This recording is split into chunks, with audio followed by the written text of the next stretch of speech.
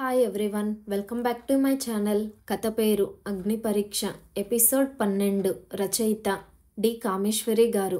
ఇక కథలోకి వెళ్తే, శకుంతలాదేవి పోయి ఆ రోజుకి 10 రోజులైంది. కబురు తెలిసిన వెంటనే సెలవు పెట్టి అభిషేక్ని తీసుకుని వచ్చింది అర్చన. ఆవిడ అందరూ అనుకున్న దానికంటే ఓ 2 నెలలు ముందుగానే అట్టే ఇంకా బాధపడకుండానే పోయింది. ఆవిడంతం అందరూ ఎరిగినది, ఎదురు చూచినదే కదా. అయినా ఆవిడ పోవడం అందరికీ ఒక పక్క దుఃఖం. అట్టే బాధపడకుండా పోయింది, అదృష్టవంతురాలే అన్న ఆలోచన ఒక పక్క అయింది. సదాశివం గారు అంత పెద్ద మనిషి, అంత గంభీరంగా ఉండే ఆయన కుల్లి కుల్లి ఏడ్చారు. అర్చన రాగానే, చూసావా అమ్మ, నన్నెలా ఒంటరివాడిని చేసి తన దారి తను చూసుకుందో అంటూ చిన్న పిల్లాడిలా ఏడ్చాడు. అది పోతుందని ఇక లెక్క పెట్టే రోజులేనని తెలిసినా మనసుని ఎంత ప్రిపేర్ చేసినా ఈ దుఃఖం నన్ను వశపరుచుకోక మానలేదమ్మా అన్నారు బేలగా. ఆవిడ పోయిన దుఃఖం కంటే ఆయనని చూసి ఎక్కువ విచలితురాలైంది అర్చన. రామకృష్ణ, ఆడపడుచు సరళ అంతా అర్చన వచ్చేసరికే వచ్చారు. ఆవిడ అక్క చెల్లెళ్ళు, అన్నా తమ్ముళ్ళు, ఆయన వైపు వారు ఒక్కొక్కరు 10 రోజుల లోపల వచ్చారు. ఇల్లంతా కిటకిటలాడుతూ అర్చన అందరి మధ్య ఇబ్బందిగా ఫీల్ అయింది. ఇప్పుడింకా ఈ ఇంట్లో తనెవరని వచ్చింది అన్నట్టు కొందరు ఆశ్చర్యంగా చూస్తే, ఇంకొందరు వింతగా చూస్తున్నారు. ఇంకొందరైతే అనుమానంగా అర్చనని శల్య పరీక్షలు చేస్తున్నట్టు చూపులతో కాల్చేస్తున్నట్టు అనిపించింది. అదే తన ఇంటి కోడలుగానే ఉండి ఉంటే, అత్తగారు పోగానే ఇంటి కోడలుగా ఎంత పని, ఎంత హడావిడి, కర్మకాండలు, బంధు మర్యాదలు, ఓదార్పులు ఎన్ని చక్కదిద్దుకోవాల్సి వచ్చేది. ఇప్పుడు ఇంట్లో పరాయి దానిలా ఏ బంధువునని చెప్పుకోవడానికి కాక, ఏ పని చెయ్యాలో, ఎలా కల్పించుకోవాలో, అలా అని ఎలా అంటిముట్టనట్టు కూర్చోవాలో అర్థం కాక తికమక పడిపోయింది అర్చన. రామకృష్ణ, పద్మ కర్మకాండలు చేస్తున్నారు. ఆడపడుచు సరళ తన అన్నగారికి అర్చన వల్ల ఘోర అన్యాయం జరిగిపోయిందన్నట్టు మొహం గండి పెట్టుకుని అర్చనతో అసలు మాట్లాడలేదు. మిగతా బంధువులు వ్యంగ్యంగా, హేళనగా చూడడం తప్ప అర్చనని పలకరించలేదు. ఆ ఇంట్లో ఊపిరి ఆడక ఉక్కిరి బిక్కిరి అయిపోయినట్లుంది అర్చన పని. ఏ 10వ రోజుకో వచ్చి ఒక రోజుండి పూజని తీసుకుని వెళ్లాల్సింది, ఇంత ముందుగా రాకుండా అని చాలాసార్లు అనుకుంది. 4వ రోజో 5వ రోజో ఒకసారి సదాశివం గారి దగ్గర నెమ్మదిగా, నేను 10వ రోజు వచ్చుంటే బాగుండేది, అనవసరంగా సెలవు వేస్ట్ అవ్వడం, ఇలా అందరి మధ్య నాకు బిడియంగా ఉంది అనంది. అర్చన బాధ అర్థం చేసుకున్నారాయన. అభిమానంగా తల నిమిరి, ఇంతమంది ఉన్నా నీ ఉండడం నాకెంత ఓదార్పుగా ఉందో తెలుసా అమ్మా. నీ పొజిషన్ నాకు అర్థమవుతుంది. నీవింకా ఈ ఇంటి కోడల్వి కాదని, కూతురువని చెప్పాను కదమ్మా. నాకు సరళ ఎంతో, నీవు అంతే. నా కోసం ఒక 4-5 రోజులు ఓర్చుకో అమ్మా. ఈ 10 రోజులు అవ్వకుండా వెళ్ళిపోతే నేనే కాదు, శకుంతల ఆత్మ బాధపడుతుంది అన్న ఆయన మాటని కాదనలేకపోయింది.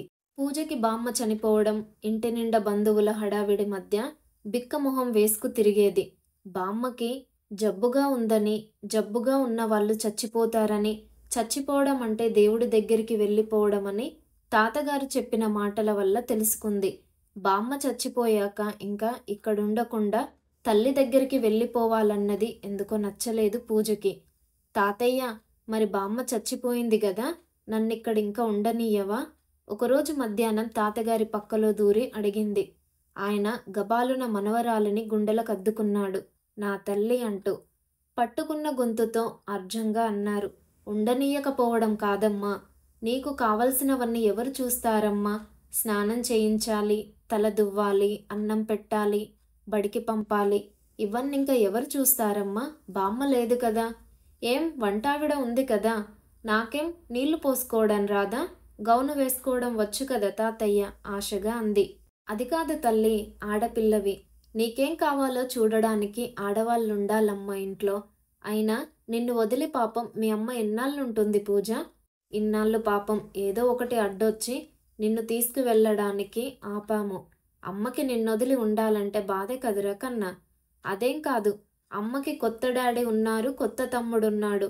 నేను లేకపోయినా ఏం అవ్వదమ్మా. తాతయ్య, నేను నీతోటే ఉంటా తాతయ్య, మారాం చేస్తూ అంది పూజ. నా కన్న తల్లి, నాకంతకంటే ఏం కావాలిరా నాన్న. కానీ ఎలా? అమ్మనే హాస్పిటల్కి వెళ్ళిపోతే ఇంట్లో నీ ఒక్కతివి ఉండాలి. అసలు మీ అమ్మ నిన్నొంటరిగా వదలదు. అమ్మ ఉండగా నీకెందుకు తల్లి ఇబ్బంది పడి ఇక్కడుండడం? మనవరాలి తల నిమురుతూ అన్నారు. ఆయనకు పూజ ధోరణి కొంత ఆశ్చర్యంగానే అనిపించింది. తల్లి దగ్గరకు వెళ్ళదు. తనని అంటిపెట్టుకునే ఉంటుంది. ఇక్కడే ఉంటానంటుంది. ఒంటరిగా ఉండడానికైనా ఇష్టపడుతుంది. కానీ వెళ్ళడానికి మొగ్గు చూపడం లేదు. జ్ఞానం వచ్చిన దగ్గర్నుంచి ఇక్కడే పెరగడం వల్ల అటాచ్మెంట్ పెరిగి అలా అంటుందా అనుకున్నారు. అర్చన వెంట పంపకుండా తమ దగ్గర ఉంచుకొని పొరపాటు చేశారేమో అనిపించింది ఆయనకి. అంతలోనే చిన్నపిల్ల 4 రోజులు పోతే అదే అలవాటైపోతుంది. అదే సర్దుకుంటుందిలే అనుకున్నాడు. ఇంకా తల్లిని పిల్లని వేరు చేయడం ధర్మం కాదు. ఇంట్లో ఆడదిక్కు లేక తనే అవస్థపడాల్సిన స్థితిలో ఆడపిల్లని తనేం పెంచగలను అనుకున్నారాయన. తాతగారి గుండెల మధ్య తల వాల్చుకొని పడుకుంది. పూజ ఇంకా ఏదో చెప్పాలని ఆ చిన్న మనసు ఆరట పడుతుంది. ఇక్కడుందా? ఇదేమిటి తాతగారి పక్కన చేరావు? ఆయనని పడుకోనియ్యవా? రా అంటూ పిలిచింది. పిచ్చి పిల్ల, దానికిక్కడ బాగా అలవాటైందమ్మా.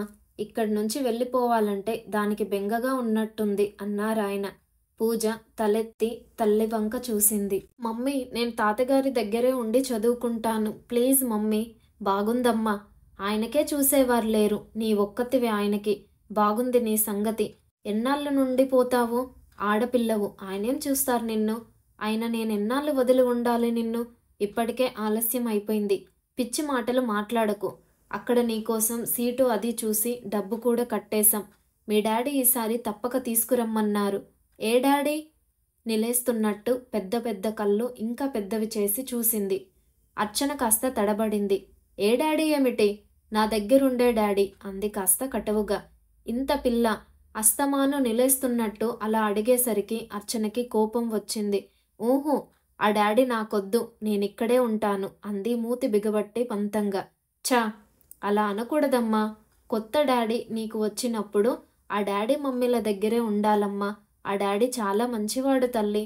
సదాశివంగారు అర్చన మొహంలోని బాధ గుర్తించి పూజకి నచ్చ చెప్పబోయారు. మా డాడీ ఉండగా ఆ కొత్త డాడీ దగ్గరికి ఎందుకు వెళ్ళాలి తాతగారు? పూజ పెద్దదానిలా రీజనింగ్ లేవదీసింది. 7 ఏళ్ల పిల్ల అంత ఆరిందలా మాట్లాడుతుంటే తల నిరిసిన సదాశివంగారు జవాబుకి తడుముకోవాల్సి వచ్చింది. అది కాదమ్మా, మీ డాడీ మీ మమ్మీ దెబ్బలాడుకున్నారు. నీ స్కూల్లో నిన్నెవరైనా అమ్మాయితో పోట్లాడి వచ్చావనుకో, ఆ అమ్మాయితో మాట్లాడతావా? ఆ అమ్మాయి పక్కన కూర్చుంటావా? లేదు కదా. అలాగే మీ అమ్మ డాడీ మాట్లాడుకోవడం లేదు. ఒక ఇంట్లో ఉండడం లేదు. అందుకే మీ అమ్మ కొత్త డాడీని తెచ్చుకుంది. మీ డాడీ కొత్త అమ్మని తెచ్చుకున్నారు. మరి నీలాంటి చిన్నపిల్లలు అమ్మ దగ్గర ఉండాలి కదా. కొత్త డాడీ దగ్గరే ఎందుకు ఉండాలి? మా డాడీ దగ్గర, కొత్త అమ్మ దగ్గర ఉండకూడదా? మళ్ళీ బాంబు వేసింది. అర్చన మొహం ఎర్రబడింది. సదాశివంగారు మళ్ళీ తడబడ్డారు. అది కాదమ్మా, అమ్మలు పిల్లలకి కావలసినవన్నీ చూస్తారు. కానీ డాడీలు చూస్తారా? నీకు నీళ్లు పోయాలి, తల దువ్వాలి, అన్నం పెట్టాలి, హోంవర్క్ చేయించాలి. ఇవన్నీ డాడీలు చెయ్యడానికి ఆఫీస్కి వెళ్ళాలి కదా వాళ్ళు. కొత్తమ్మ ఉందిగా ఆ ఇంట్లో. అసలు అమ్మ ఉండగా కొత్తమ్మ ఎందుకు చేస్తుంది పూజ? తల్లి, నీవు చిన్నపిల్లవి. అమ్మ అంటే అర్థం తెలియదు. లోకంలో అమ్మలా ఎవరు చూడరమ్మా పిల్లలని. కొత్తమ్మ ఉంది గాని నీకసలు అమ్మ కాదు కదా నీకన్ని చెయ్యడానికి. సదాశివంగారు చెప్పేదంతా శ్రద్ధగా విన్నా ఆ జవాబు అంతా తృప్తినివ్వలేదన్నట్టుగా ఉంది పూజ మొహం. అర్చన కోపంగా ఏదో అనబోతుంటే సదాశివంగారు కళ్ళతో వారించారు. వెళ్ళమ్మా, నేను కాసేపు నిద్రపోతా, బయటికి పోయి ఆడుకో అని పంపేశారు మనవరాలిని. ఏమిటి మావయ్య గారు, ఈ పూజ ఇలా మాట్లాడుతుంది? పట్టుమని 7 ఏళ్ళు లేని పిల్ల. దీని రీజనింగ్ చూస్తే నాకేదో భయంగా ఉంది. రాజేష్ అంటే దీనికెందుకో ఇష్టంగా ఉన్నట్టు లేదు. కలవరంగా అంది అర్చన. ఈ కాలం పిల్లలు మనం చిన్నపిల్లలు అనుకుంటాం గాని వాళ్ళకి అన్నీ తెలుసమ్మా. వాళ్ళ స్కూల్లో పిల్లలకి అమ్మా నాన్న ఇద్దరు ఉంటారు గదా. తనకెందుకు ఈ కొత్త డాడీ అనుకుంటుందేమో. పూర్తిగా చెప్పినా అర్థం కాని వయసు. 4 రోజులు పోతే అదే సర్దుకుపోతుందిలే. ఉండడం ఆరంభిస్తే అదే అలవాటవుతుంది. అర్చనకి ధైర్యం చెప్తూ అన్నారు. ఏమిటో దాని ధోరణి ఇలా ఉంది. ఏదో పరిస్థితులు చక్కబడ్డాయి. నా అదృష్టం కొద్దీ రాజేష్ లాంటి వాడు దొరికాడనుకుంటే ఇదేం కొత్త సమస్యలు సృష్టించదు కదా. అసలు దీనికి వాళ్ళ నాన్నెవరో తెలియడం ముప్పు వచ్చింది. ఈ మధ్య ఆయన వస్తూ పోతూ ఉండడంతో ఈ ప్రాబ్లం వచ్చింది. ఇక్కడ ఉంచి పొరపాటు చేశానని అనలేక ఇండైరెక్ట్గా అంది. ఇవాళ కాకపోతే రేపు కాస్త జ్ఞానం వచ్చాక అయినా సంగతులు తెలియక తప్పవు కదమ్మా. నీవనవసరంగా లేనిపోనివి ఊహించకమ్మా. చిన్నపిల్ల 4 రోజుల్లో సర్దుకుపోతుంది. అభయం ఇస్తున్నట్టు మాట్లాడారు సదాశివంగారు. ఆయన అన్నంత తేలిగ్గా తనని తాను నమ్మించుకోలేకపోయింది అర్చన. వెల్కమ్ హోమ్ పూజ. టాక్సీ దిగి సామాన్లతో లోపలికొచ్చిన అర్చన వెంట ఉన్న పూజని చూసి పలకరింపుగా నవ్వుతూ అని అర్చన చేతిలోంచి బాబుని అందుకుని పూజ భుజం చుట్టూ అభిమానంగా చేయి వేశాడు రాజేష్. పూజ తల్లి వెంట లోపలికొచ్చి బితుకు బితుకుమని చూసింది చుట్టూ. రాజేష్ దగ్గరికి వచ్చి పలకరించగానే ముడుచుకుపోయి చటుక్కున రాజేష్ చెయ్యి భుజం మీద నుంచి తప్పించి తల్లి వెనక వెళ్ళి నిలబడింది. ప్రయాణమై వచ్చి సామాన్లు లోపలికి చేరవేసే హడావిడిలో రాజేష్, అర్చన ఇద్దరూ ఆ విషయం పట్టించుకోలేదు. పూజకి జ్ఞానం వచ్చాక తాతగారి ఇల్లు వదిలి రావడం ఇదే మొదటిసారి. కొత్త చోట, కొత్త మనుషులు, ఆఖరికి తల్లి కూడా కొత్తగా అనిపించి బెరుకుగా చూస్తూ కిటికీ దగ్గరికి వెళ్ళి నిలబడింది. పాలు కాచాను, కాఫీ డికాషన్ వేశాను, బ్రెడ్ తెచ్చాను. ఈ పూట ఇంకా టిఫిన్ అది పెట్టుకోకు, ఆదివారమేగా, పెందరాడే ఏకంగా భోజనం చేసేద్దాం రాజేష్ అన్నాడు. సరే సరే, ముందు కాఫీ తాగనీయండి.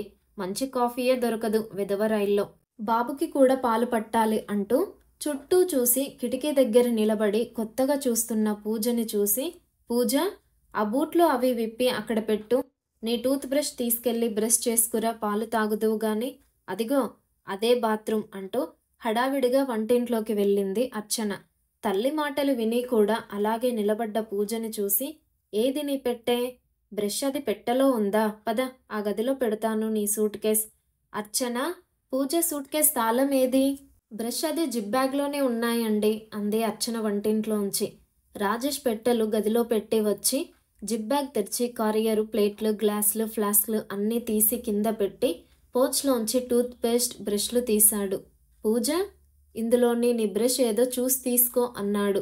పూజ నెమ్మదిగా అడుగులో అడుగు వేసుకుంటూ వచ్చి రాజేష్ వంక చూడకుండానే తన బ్రష్ తీసుకుని బాత్రూమ్ వైపు వెళ్ళింది. పూజకి అంత కొత్తగా ఉన్నట్టుంది, సీరియస్గా ఉందేం అన్నాడు వంటింట్లో కాఫీ కలుపుతున్న అర్చన దగ్గరికి వెళ్ళి. వచ్చే ముందు పూజ చేసిన గొడవ, ఏడ్చిన ఏడుపు, మొండితనం అది ఇప్పుడు చెప్పడానికి ఓపిక తీరిక లేక ఆ గొడవంతా చెప్పి రాజేష్ మనసు కూడా ఎందుకు పాడు చేయడమని. అంతా కొత్త కదా, 2 రోజులు పోతే అదే సర్దుకుంటుందిలేండి అంది. పళ్ళు తోముకొని వచ్చి డైనింగ్ టేబుల్ దగ్గర తల్లి ఇచ్చిన పాల గ్లాసు పెట్టుకొని కూర్చుంది. అర్చన రాజేష్ ప్రయాణం గురించి, అక్కడ శకుంతలాదేవి మరణం గురించి మాట్లాడుకుంటుంటే మౌనంగా కూర్చుంది. నీళ్లు పోసుకుంటావా? పద, నీ బట్టలు తెచ్చుకో, షాంపూ చేసుకుందువు గాని. ప్రయాణం చేశాం కదా, మట్టై ఉంటుంది తలాంతా అంటూ అర్చన డైనింగ్ టేబుల్ దగ్గర నుంచి లేచి గదిలోకి వెళ్ళి పూజ సూట్ కేసు తీసి బట్టలు పైకి తీయబోయింది. తల్లి తీసిన గౌను కాకుండా తను మరొక గౌను, ప్యాంటీ తీసుకుంది పూజ. అర్చన ఒకసారి పూజ వంక చూసి తన చేతిలో బట్టలు పెట్టెలో పడేసింది. ఏమనకుండా పూజ వెంట అర్చన బాత్రూంలోకి వెళ్ళి గీజర్లోంచి వేడి నీళ్లు తీసి, రా తల రుద్దుతాను, ఆ గౌను విప్పు తొందరగా, ఇంకా తమ్ముడికి కూడా స్నానం చేయించాలి అంది. నేను పోసుకుంటాను, నువ్వెళ్ళు అంది పూజ. తల రుద్దుకోవడం నీకేం చేతనవుతుంది? నన్ను పోయిని, నా దగ్గర నీకు సిగ్గేమిటే? ముందా గౌను విప్పు అంది. అర్చన పూజ గౌను తీయబోతూ పూజ తల్లి చేయి విదిలించి, నేను పోసుకుంటాను, నాకు వచ్చు, నువ్వెళ్ళు బయటికి అంది.